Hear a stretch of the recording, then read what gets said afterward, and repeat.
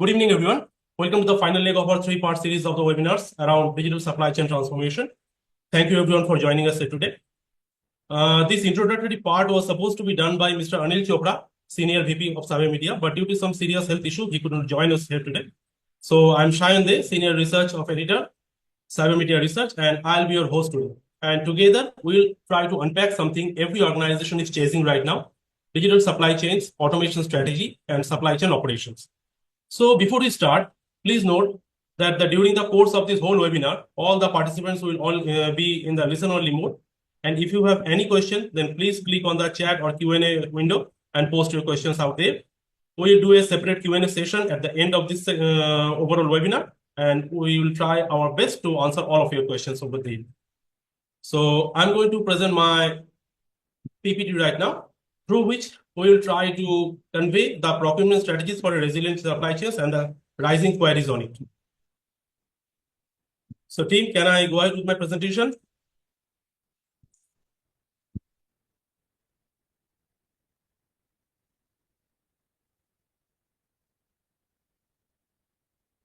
I hope my presentation is on screen. Everyone can see me and everyone can see my presentation over here. So starting with today's session. Today's session is all about procurement strategies for a resilient supply chain, right? Because let's face it, transforming a supply chain isn't a simple task. It is more like rewiring the whole house at the time of a thunderstorm out there. Let's start with the 3-point rule: visibility, agility, and adaptability. The three most important points for supply chain transformation. Supply chain transformation is not a buzzword anymore. You need to understand that it is a business critical point, and not because some consultant or I said so, but because resilience, agility, and visibility are the lifelines of modern supply chains. You can think of it in a way that in today's world, if your supply chain cannot see what's coming around the corner and react to it with resilience and agility, it is slowing down your overall business productivity and market competitiveness. Coming on to the next slide. How do you know that we are ready? You are ready. Your organization is ready. We can break it into 4 parts to understand it. The first one would be strategic alignment. Second would be the technology infrastructure you already have. Third would be workforce readiness. And the fourth would be supplier integration. But in top of all, the cherry on the top would be an innovative culture within your organization. In short, you just cannot slap an IoT sensor on a forklift and call it a transformation. You need a proper process and understanding for that. So, coming on to the next slide. As CMR, to find out where the Indian organization stand, we surveyed around 300 CIOs and supply chain leaders across manufacturing, pharma, healthcare, auto, and logistics throughout the country. These are folks from tier 1 as well as tier 2 cities, because digital transformation just doesn't stop at the metro cities. So on the study snapshot on your screen, you can see that around only 16% of supply chain leaders consider themselves to be expert in the digital supply chain management domain. That's like flying an aeroplane and realizing that the autopilot is the only system which know how it works. And when we asked about workforce readiness with tools like IoT, AI, RPA, agentic AIs, the gaps were even more alarming. You can see, while we started digging around the budget mapping, we found that around 37% have dedicated budget for digitization even at 2025, while a significant portion relies their existing IT budgets on need-to-need basis. There are over 37% either whinging on case-to-case based funding or operating on hope without any allocated and dedicated budget at all. That's like building a skyscraper with a wallet full of loose change.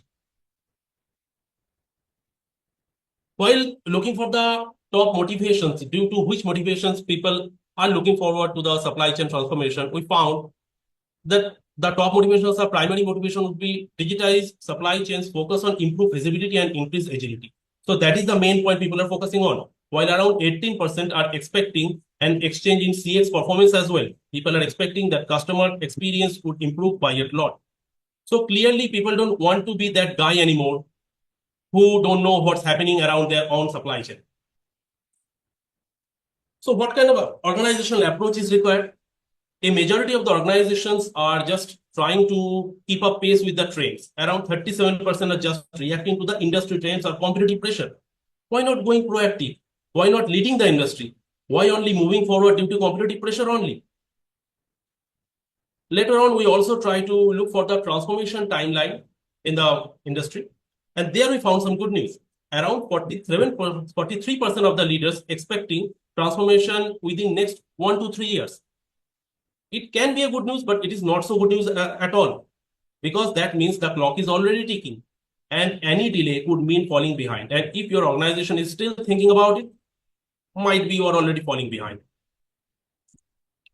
So from the analytics utilization, we found that the study revealed real-time analytics has proven effective for 59% of the organization. That means it is a good number, but still there is a lot of room for utilizing data-driven insights for decision making. So at the end of this, what would be our recommendation from CMR side? There can be numerous recommendations from our side, and it would be quite difficult to conclude all of them in this small webinar. The top 4 points we would like to conclude here is do digital maturity assessment, understand where you stand, where your organization stand at this moment, enhance the real-time connectivity because you cannot fix what you cannot measure. Analyze your strengths and weaknesses. Use the data, not the gut instinct. Make it a data-driven decision only. And finally, find your intelligent quotient to build the foundation of a truly smart, agile, and resilient supply chain. So the bottom line would be, you cannot win tomorrow's game with a yesterday's preview. You need to strategize it now according to the transformation and technology present there today. So for the attendees who are being part of this discussion till now, I would like to thank you. If this session got you thinking, questioning, or even mildly panicking, good. That's where the chances of change begins. So feel free to contact me at sj@cmrindia.com. I would request my team to put my email ID on the chat window so that you can fetch it from there. If you need any sort of clarification around the data we just presented, we can share it.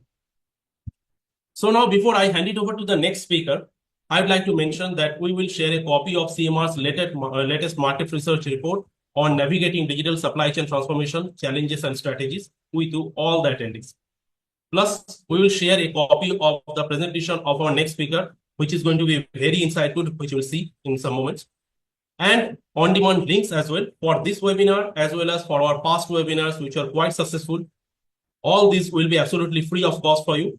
But in order to get all these goodies, you will need to fill up the feedback form at the end of today's webinar. We will share the link with all of you in the chat window for the feedback form. Also, if you missed that, while leaving this webinar, you will get another pop-up window on your screen. You can click on the continue button over there to go to the feedback form and fill it up. And now, I would like to hand over to the next speaker. It is my pleasure to introduce you to V. Srinivasa Rao, fondly known as VSR. He will build upon the recommendations I discussed in my last slide and help you discover the ways how you can leverage agentic AI, IoT, blockchain, digital twins for resilience, transparency, and intelligence. VSR himself is Chief Digital Advisor, Consultant, Chief Digital Officer, Chairman and MD of BTBT. He is author of a great book, Lean Digital Thinking. He is also Chairman of Open Digital Innovation, IET India. He is a renowned speaker, author, social entrepreneur, and a digital consultant for CMR. Thank you, VSR, for joining us here today. The screen is over to you now.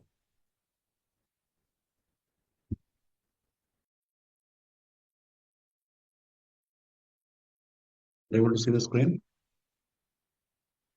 Yes, sir, we can see your screen. Please go on. Okay, good afternoon, everyone. The last, I think, 2 webinars. So we spoke about how the agentic AI in supply chain play a very vital role. In specific, we spoke about how to find the intelligence quotient of supply chain. When we talk about agentic AI, how you are mimicking the human intelligence into AI so that you will have so many digital workers. So your demand planner will be probably supported by 2 or 3 AI agents, or our logistics and transportation manager will be supported by another 3 or 4 AI agents. So prior to getting into agentic AI, I think the world today, especially in the supply chain area, the Internet of Things, blockchain, digital twin. And then I think in the last 1 year, we have been talking about AI agents. If we all these technologies converge, how the supply chain looks like. So that's what briefly we are going to speak about. So all these technologies will bring tremendous value and benefits to the supply chain stakeholders. So let me share a few of the things here. The modern supply chain, just one second, sorry. Is it just managed? It is intelligently orchestrated. That means the technology is playing a very vital role. So I'm calling this as a triple revolution. That means the IoT, blockchain, and digital twin. They are like a trinity of supply chain. And that is now supported by agentic AI. So if all these four come together, the unimaginable new capabilities, how they are going to impact supply chain. So just a recap, it's not like you don't have an idea about these technologies. So IoT. So I call IoT means we give life to things. The thing could be a chair, a car, a machine, or equipment, or a truck. It doesn't matter. The thing. So when we basically add the sensors, electronic chip to that, and then the communication technologies, so they can sense. That means that's a human care. When I say that, you get the life and all. Just to give an analogy, so if a thing can sense, it can think and process using electronic chip. The sensing can be done by the different sensors. It can communicate. It can predict. It can act itself. Okay, if you can bring all these things together, I call it as giving life to things because of that. And it also able to connect to internet, whatever the thing. Let us take, if you have a chair, the chair having the sensors, which are the pressure sensors, you are sitting in the chair, they may be continuously reading, the sensors might say that you are not sitting in the right posture. Then the chip, the electronic chip there will take that process and then think about it and then send that data so that to through the communication, maybe it is 5G or 4G, and then the analytics and AI engine process it and demonstrate in our mobile phone or desktop saying that you may get the back pain. Okay. So that's what the power of Internet of Things. Okay. Then coming to digital twin, is it possible to create a virtual replica of anything? It could be a chair, it could be a car, it could be a truck and all. So you always, I mean, you have been doing the 3D modeling for many years, but it's not enough. The 3D modeling is just only giving you the contours of that particular object. But let us say, if this particular virtual replica, let us take a car. The physical car is there. The physical car equivalent is created through computer virtually through some tools. But the beauty here is the real car has a lot of data. It might be having cameras, it might be having a lot of sensors and all. That data physically coming from that physical car to this virtual replica. The real time data is coming. For example, most of the jet engines today have the digital twin of the jet engine. So the data in the real time from the flight is coming into this digital or a virtual replica. Then the beauty comes there. Then you apply the artificial intelligence algorithms on the real data. And then it will predict and tell that something is going to happen. So in this way, you are able to see what is going to happen in the future by knowing the actual data, not the simulated or test data. That's where the twins are becoming very popular now for the predictive and preventive actions to be taken. Okay. So it is more of a simulation, but not with the test data. with the actual data coming from the field. The data might come from, let us say, the water pipes or meters and all, or it might come from the cars, it might come from the machines and all. So if the replica is available in the computer in the 3D model, and this data basically you slice and dice using the analytics and artificial intelligence algorithms, then you can get an extraordinary visibility of what is going to happen. Then the twin can even recommend what needs to be done. Okay, now the third part is very important, blockchain. I think this is very interesting, but this technology probably not evolved as expected. But in the supply chain, it is playing a very vital role, especially if you take some of the things for example, farm to fork. Okay, from the farm, probably you have the vegetables or fruits and all. So in the transit through truck or some railway bogie, so you are basically transferring that. But once it reached the table, that means the restaurant, if suppose that got spoiled, whatever the vegetables or the fruits and all, then it is very dangerous, especially in the countries like US and all, you will be sued. So now what they want to do is throughout the transit, they want to monitor. So what is the temperature maintained or ventilation maintained, etc., through, let us say, the sensors, for example. Okay. But what is the guarantee that that data is not tampered by somebody? So that's where the blockchain coming into picture. I will give one example. What is a blockchain here? So can you remove the human interventions? First point. Let us take a situation.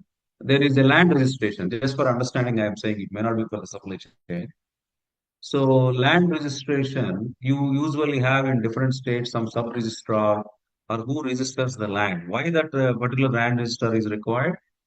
He or she check the origin of that land. Are there any problems with that land and all? They say, okay, I think there are no problems here.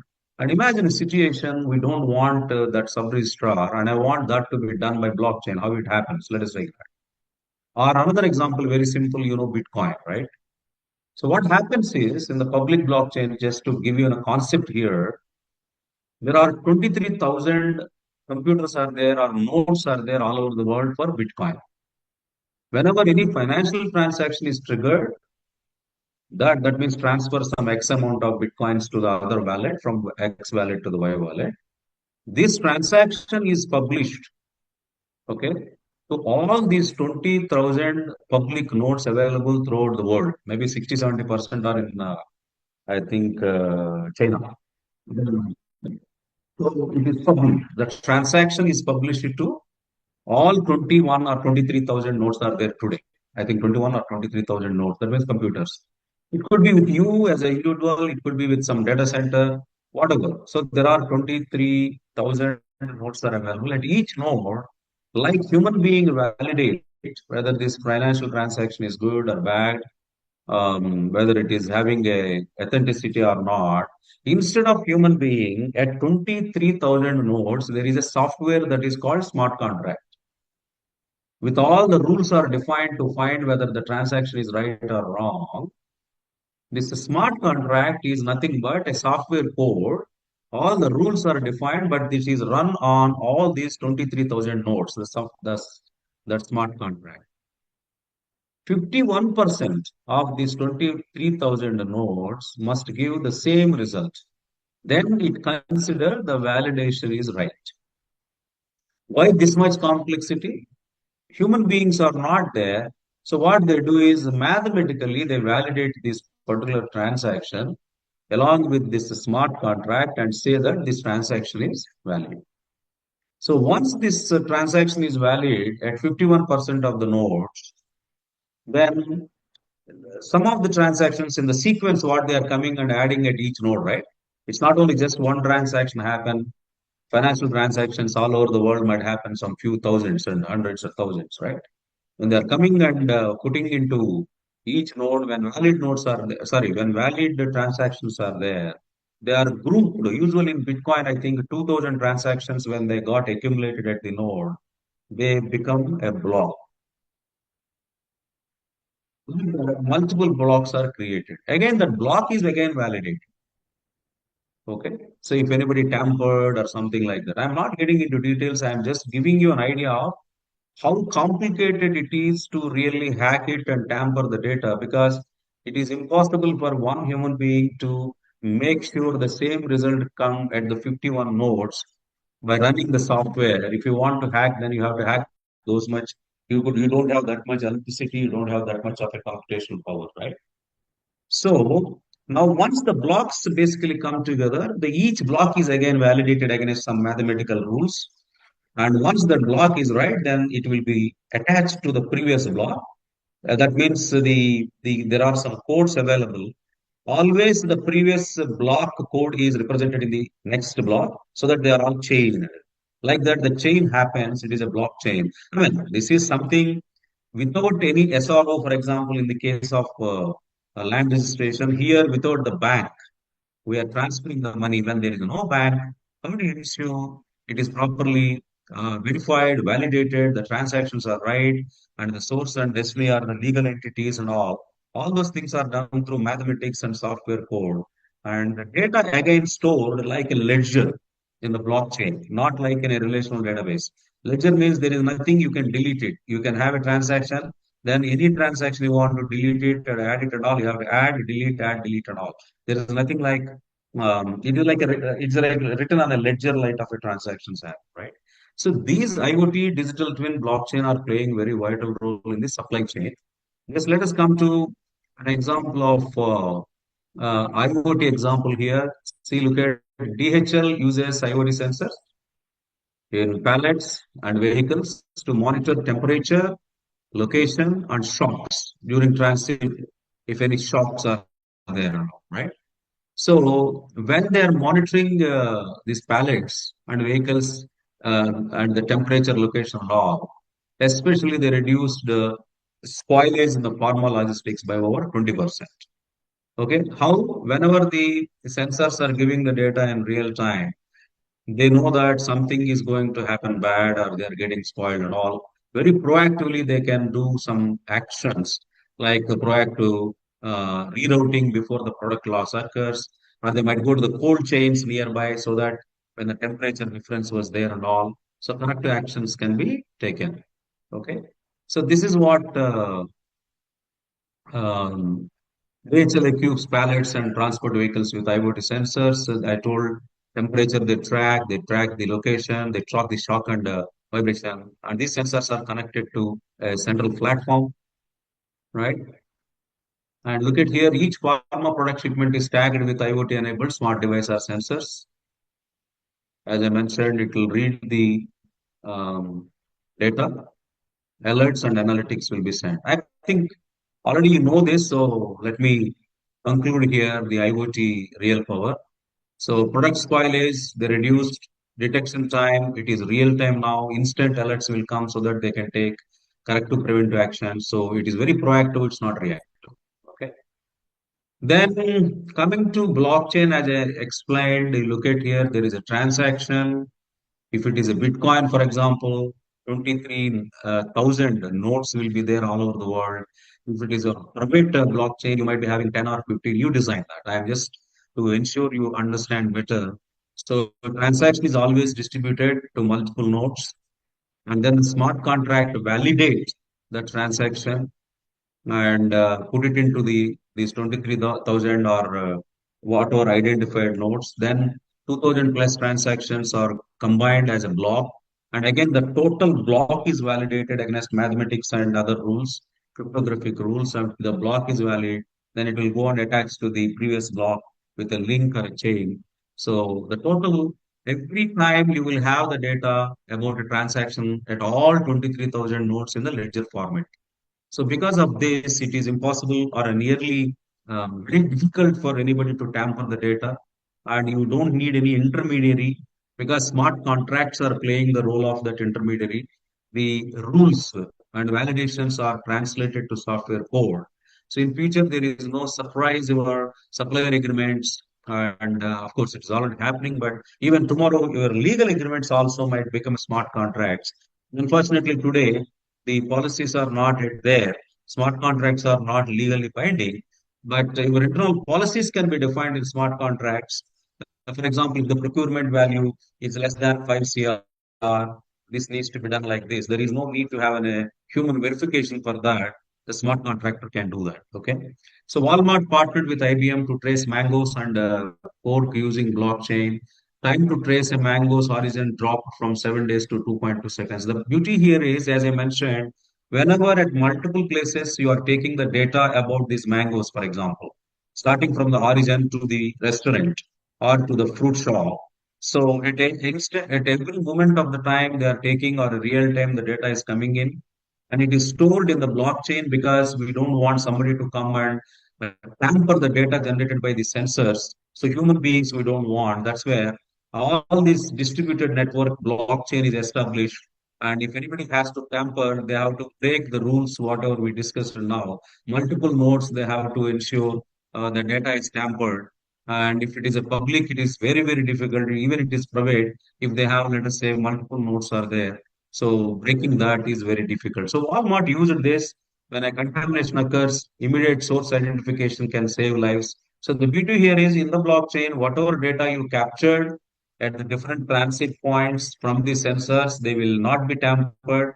They are stored in blockchain so that it is authenticated. You can trust the data so that at any moment of the time. After some time, once it reaches the shop, even they can scan that QR code or whatever. They can see the complete map of what is the each transition point, what is the shape of that particular mango and all. So that's what the blockchain. Now, coming to the digital supply chain, as I mentioned, look at here. So it is a visualization of your supply chain process. You are translating your process visually into the computer. Then you can have an extraordinary simulation and what if analysis. Again, as I said, not with test data or simulated data. It is using the real data coming from the actual supply chain ecosystem of your company. Okay, so that you will have a predictive analytics because you simulated using the real data. Then you can predict when it is going to fail. For example, a truck is going to fail, or when the fruits are going to be spoiled because the real data is telling from the sensors, I think the temperature is not properly maintained, then automatically you can take preventive predictive actions. So, example, Unilever built a digital twin of its manufacturing and supply chain operations using Azure. It enabled them to reduce energy consumption by 40% and visualizing supply chain bottlenecks. So it's like you are seeing the future. You are designing the future by using artificial intelligence and machine learning algorithms. The data is coming from the actual IoT sensors or cameras and whatever, the transactional systems like ERP and all.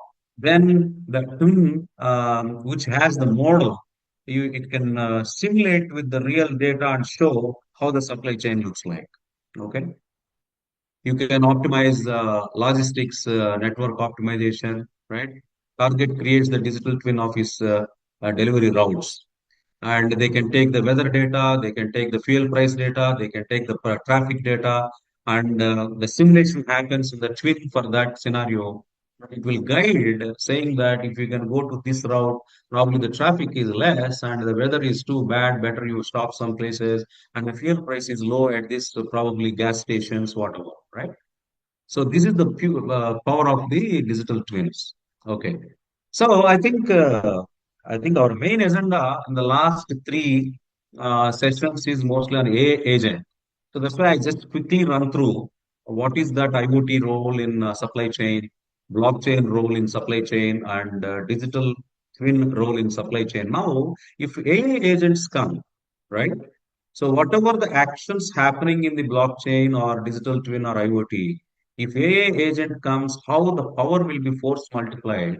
That's where we have to discuss. So just to recap for the people who have not joined the previous sessions, when you are able to mimic the human intelligence into machines or software, so that's what I think we called artificial intelligence. But you have to understand before you get into agent, how the agent will become intelligent. There are some criteria. There is some criteria required. The parameters, if it has, for example, perception. So whenever you look at the human beings also, they perceive the data. Maybe if the red light is there, whenever riding when you are driving a vehicle, you perceive that, oh, there is a red light here. Okay, the data is coming, and then you are perceiving that particular data and recognizing the patterns and all. Then reasoning, analyzing that data, and you take a judgment or a decision. Oh, it is a red light, I have to stop. That is a reasoning, right? And then once that reasoning is done, you plan what to do. Okay, you have to stop. And once the red light it changed to green light, I have to, I think, start the vehicle to go. That means you are planning the sequence of steps. I'm just giving the analogy between human intelligence and artificial intelligence. Okay. So that means the planning is another important element of intelligence. So when you say I am intelligent, or an AI, or maybe in some device is an intelligent, or a machine is intelligent, it must be able to perceive, it must be able to reasoning, it must be able to plan. Metacognition, I will talk later. And it's not only planning the sequence of steps, it should be able to execute that without human intervention. That is called autonomous execution. Okay. After execution is done, what is expected, what is the actual result, it has to reflect. Oh, I think I told this person after predicting, planning to go exit 26. He went exit 26, but I don't think he is able to cover or avoid the traffic. There is again a lot of traffic in exiting 26. That means there is a lesson learned. Oh, I think my something is wrong in my algorithm or prediction. That's where the learning and reflection happens. What it proposed as a plan to do and executed. After execution, what result came and what is the actual thing happened, it reflects and it modifies itself whether it get retrained, the AI agents, whatever it is, and then improve it, and next time it will do the right thing. So, to give an idea, when you say that whenever an agent, whether it is not a human agent I am talking now, AI agent, when you say the agent must be able to perceive, it must be able to reason, it must be able to plan, it must be able to execute, it must be able to learn and reflect, it must be able to improve further and adapt to it. Okay? If you bring these characteristics, it is called a AI agent. And metacognition means another beauty of this AI agency is it should also know its capability. Okay, I am telling you to go exit 26. You might not have the traffic, but my probability or confidence level is only 56, 50%. That means it also tells that it is my capability. Better you also check other source.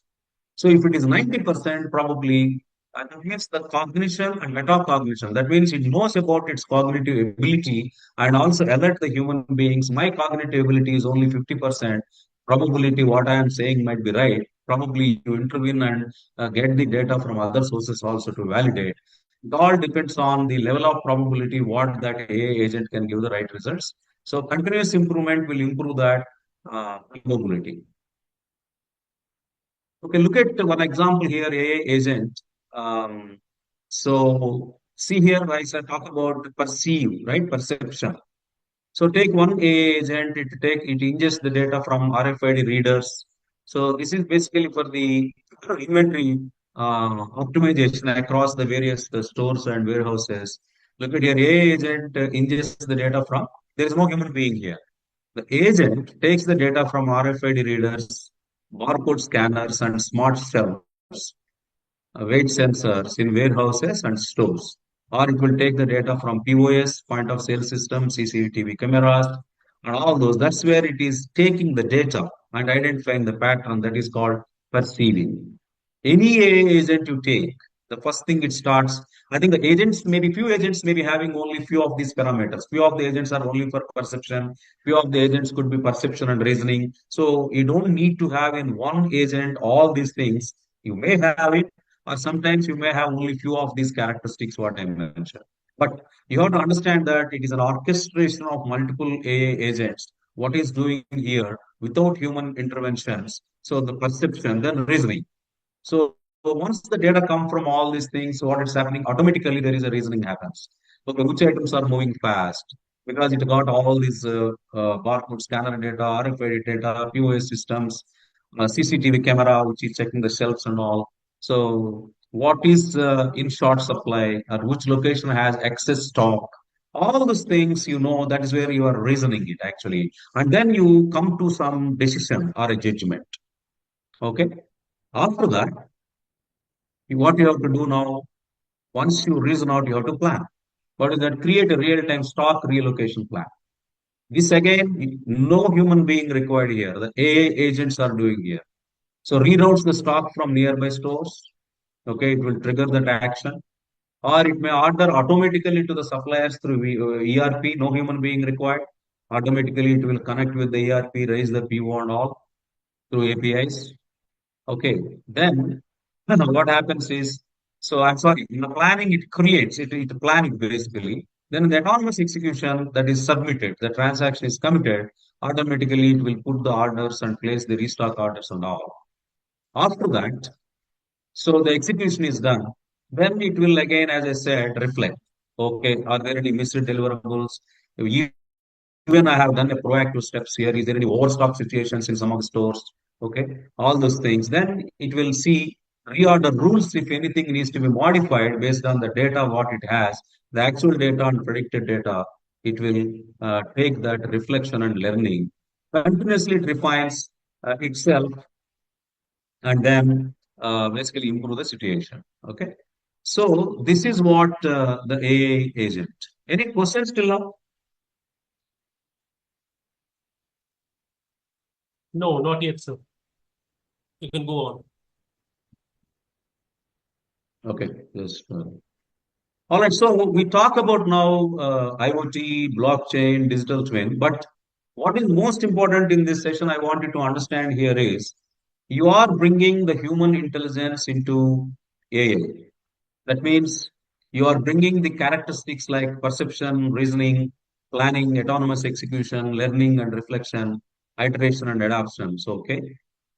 So, you will have now the beauty here is how many AA agents are required. Okay. So, what agents are required and all, that is a different subject we spoke in the first and second webinar. I'm not going to spend that now. So, assume that you identified so many AA agents. With these characteristics, each agent play its role. You will have a demand planning agent, you will have logistics and transportation agent, you have inventory optimization agent and all. That means what? The human roles are replaced or enhanced with these AI agents. Okay. So I'm sorry if you miss out the previous sessions, you please go and understand what we spoke in detail about AI agents and all. In the interest of the time, in this session, it will be difficult for us to spend time. But to understand the message that the AI agent means it will have these characteristics. It can perceive, it can reason, it can plan itself, it can autonomously execute, it can learn from the mistakes, and it can adapt to that new situations and act. So let us take a scenario now. Okay, shipping temperature sensitive vaccines from India to Africa. Then the supply chain includes what? IoT sensors, maybe digital simulation, and blockchain for audit, and agentic AI for orchestration, right? So that's what the scenario we are talking. For example, look at here. So step one is real-time monitoring. So IoT, and there is one AI agent is there. Let us look at the IoT is basically giving all the data, right? IoT sensors like temperature, it is 9.1 degree Celsius. It is above the threshold. Shock, it is 3G impact detected. GPS inside Nairobi airport cold room. No. So this is what the data coming from IoT. Now what the agent will do here, the AA agent, it is called a sensing agent. Okay. This sensing agent reads the IoT signals and triggers an alert. No human being here. The AI agent is now having the intelligence. It is perceiving that data and triggering an alert, flags a cold chain breach. That means the temperature is above the threshold. Okay. So which human roles possibly this AI agent can replace?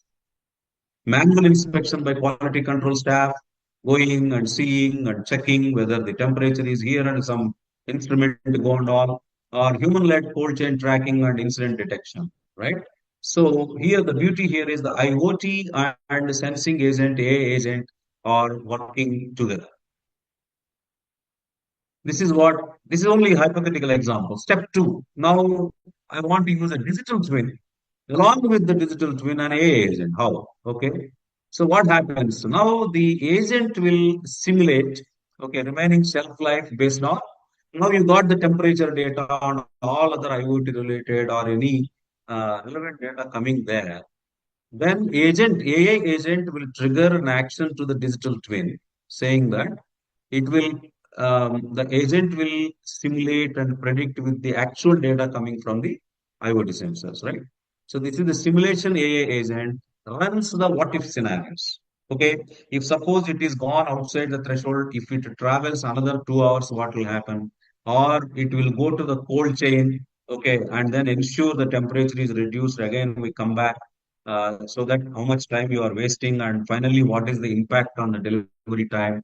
Okay, so or it may recommend now reroute to the clinic B, which has a backup storage and all temperature specs. So I think the AI agent is recommending the for example, a vehicle driver, for example, okay. I mean, if it is an autonomous vehicle, that is again different. No driver is required, and AI agent will instruct the autonomous vehicle. The autonomous vehicle will go to the cold chain or whatever actions, right? And the beauty here is the agent can have a what if scenarios, which will be integral part of the digital twin. So that's what I think. Here again, some of the supply chain analysts running manual route calculations, all these guys will be replaced by simulation AI agent. Okay. It always not replacement. Sometimes it will augment. Okay. Which roles will be replaced and which roles will be augmented. It all depends on your organization. Then autonomous action, right? It here, what if scenarios are simulated? So the agent now, execution AI agent is there. What are all the things we'll do? Okay, it will send a reroute command to a drone. For example, if the it is not a truck, maybe it is going to be dispatched through a drone, and AI agent will send a reroute command to drone. Notifies downstream stakeholders and logs the entire decision and sensor trial on blockchain. That means what are all the data is coming in, what decisions it has taken, and everything is stored in the blockchain. Okay. Okay. The beauty with the blockchain is there is no human intervention. Whatever transactions are happening, whatever uh, data is basically stored and all, it is stored in the ledger format in the so that your reconciliation is not required. Automatically, whatever data stored in the blockchain is reconciled and audited, so that whenever you have that blockchain, the trust and audit element is taken care. Okay, the compliance AI agent can probably entry is accurate, and it also sends notification to the auditors and all.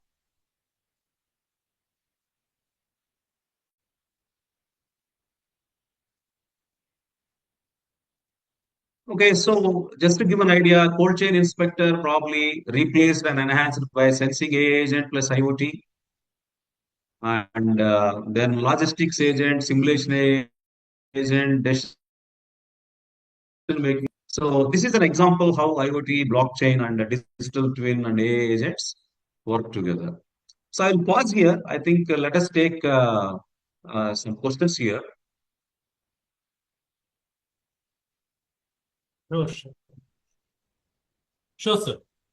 Anyway, I love the presentation of yours, like the real life examples, how agentic AI converging into AI, IoT, blockchain, all the technologies together, as well as I really love the part where digital twin use cases you have shared. I hope all our attendees have found it quite intriguing. I hope it will benefit their purposes and causes. So, a couple of questions which we have here is okay. Let's start with the first one. So, can you shed some light on that? How do you start intriguing IoT, blockchain, and digital twins without disrupting the current supply chain operations the organization have? See, I mean, you always have to think big and start small. Okay.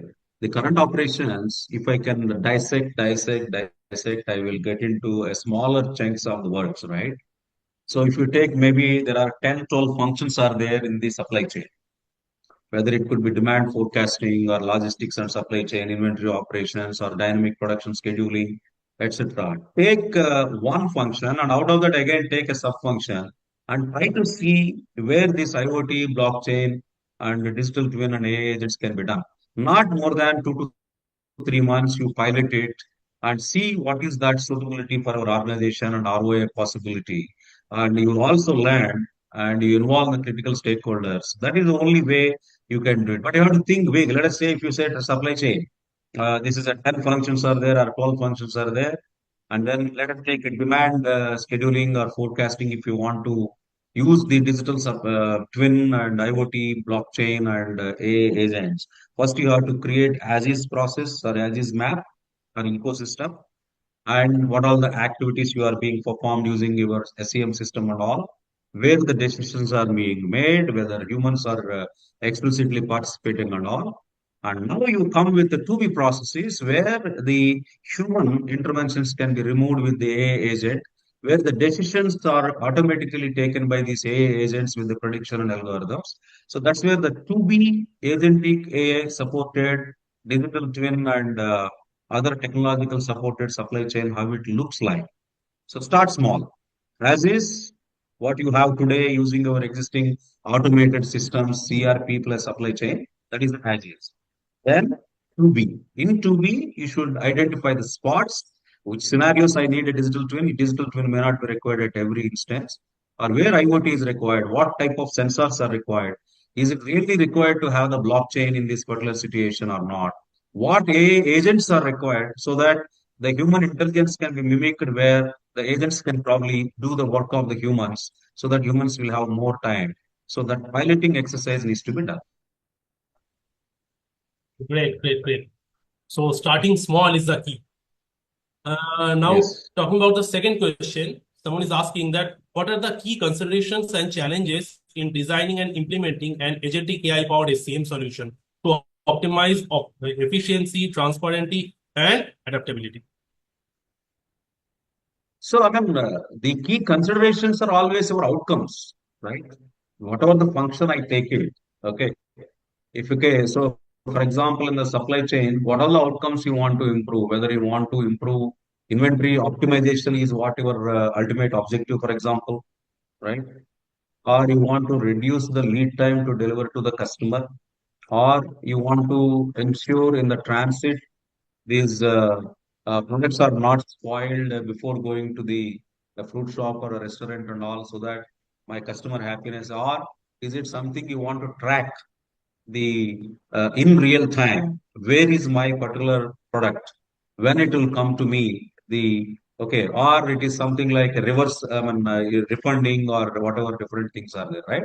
So first you define the outcomes, right?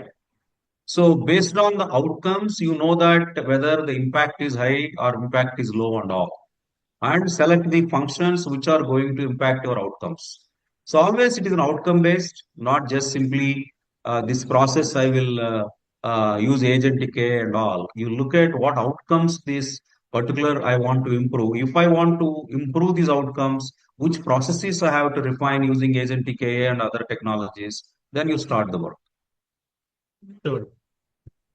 There is a mapping matrix required, outcomes improvement, processes, and AA agents. What is the investment you have to make? Whether it is a too expensive and the return is very less than the investment, then probably that's where I think you need support from consultants to ensure that identifying the right functions at the right time. Oh, another question coming from Raman is how can businesses collaboratively identify and unlock high impact opportunities for efficiency through agentic AI driven supply chain solutions? See, this is where I've been telling that you have to first define the outcomes. Okay. These outcomes I am not able to improve today because my supply chain is not intelligent enough. What is that intelligence here? I mentioned your intelligence is coming through all those six characteristics like perception, and I spoke about reasoning, then planning, then autonomous execution, iteration and learning, and finally it is learning and reflection. Then finally iteration and adaptation, for example, right? So there is an outcome improvement needs to be done. These outcomes I am not able to improve because the intelligent quotient and automation quotient are very less. That's where you have to find this function, the demand forecasting function is there. What is the intelligent quotient of this function today? If it is less, and what is the impact on my outcomes? Oh, my outcomes are not improved because there are so many weaknesses and strengths are there in terms of the intelligent quotient of my function. After that, okay, if I want to increase the intelligence, what needs to be done? So I have to ensure some technologies to be integrated and all. Okay, if I invest X, what outcomes will be improved? So that is it the right candidate or wrong candidate? You can do that. So always map to outcome. That's what I suggest actually. Outcome, then this outcome is basically performed by these two or three functions. These two or three functions, what is the current intelligent quotient? Okay, this intelligence quotient, if I improve, whether outcomes will be improved or not. Yes, it will be improved, then better go ahead. No, no, no, no, it is very minimal impact. Even you improve the intelligence, not much it will impact the outcomes. That may not be a right candidate. Right, right. So you have been talking about agentic AI. People have been looking for solutions through agentic AI. So here a question arises that how do you ensure governance and accountability when agentic AI makes autonomous decision on your supply chain? See, when you take, that's where the like you said, I think the agentic AI doesn't happen without a proper definition of policies, governance, and ethics. Responsive AI, responsible AI, responsible AI, ethical AI. Okay, all these are coming to picture, right? So you have to ensure that other important thing is whether you want autonomous, whether you want semi-autonomous is your choice. Whether you want the AA agent to take the decisions itself, that again, as I mentioned, there is a metacognition, right? The AI agents know probability of correctness from my decisions is 60% or 50%. Through metacognition, the ability of that AI agent, you know that, oh, sometimes what happens is the AI agents, it will itself will send you an alert. Hey, I think you better validate this. Okay. So you have to design the agentic AI solutions where human interventions are required and where you can leave it to the agent to execute and take the decisions. It all in our hand, how you design it. Sure. It's not like everything is always autonomous. It is your design, okay? And it is the criticality of the decision. Okay, double verification by human is required, then you will mandate it. The AI will not take the decision. The agent will alert and send you a notification. Please go and then verify and then you submit your approval. Right. So you're already in the last leg of the Q&A. Now Vishal is asking how logistic and transportation management CAP can be improved with agentic AI.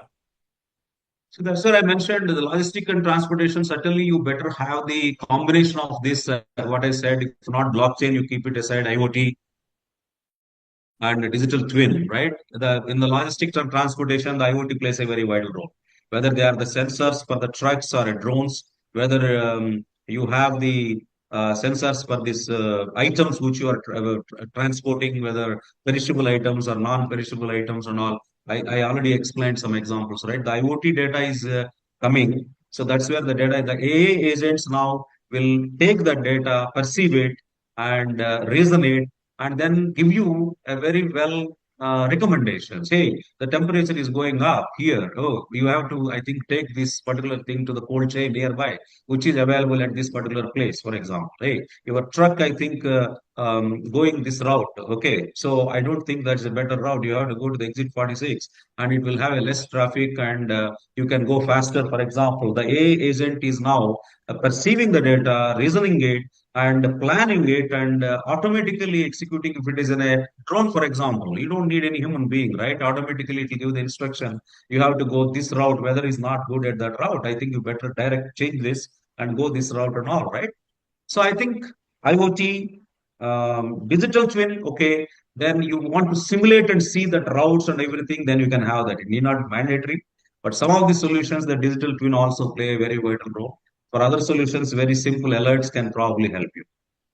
So AI agent is nothing but mimicking the human intelligence and whatever the roles are there today, if AI agents are there, those roles will be replaced or those roles will be changed. A demand planner may not be a demand planner because the demand planner is supported by 3 or 4 AA agents, for example, right? That means whatever he is doing in 4 hours, today you are able to do it 4 minutes. With these 3 or 4 agents supporting you, the AA agents are nothing but your digital colleagues or digital workers. So the digital workers and demand planner working together, that means this guy responsibility and role will change. He should learn how to control these AA agents, how to work with the AA agents, what decisions he has to take while working with AA agents and all. So that's what I think you have to look at. Great, great, great. Quite insightful answer it was, quite insightful, quite actionable insights there was. Anyway, with that, we come to the end of today's webinar and also to the end of our try webinar series journey. I hope our audiences have found it useful. Like I said earlier, we'll be sharing a copy of CMR's latest market research report on navigating digital supply chain transformation, and also a copy of VSR's presentation, which you just witnessed, as well as on the on-demand links for this webinar and our past webinars on this section, for which you did in this try webinar series. All this will be available absolutely for free of cost, as I promised earlier. But in order to get them, you will need to fill up the feedback form. I see many of you have already filled up feedback form, but many of you are still waiting for it.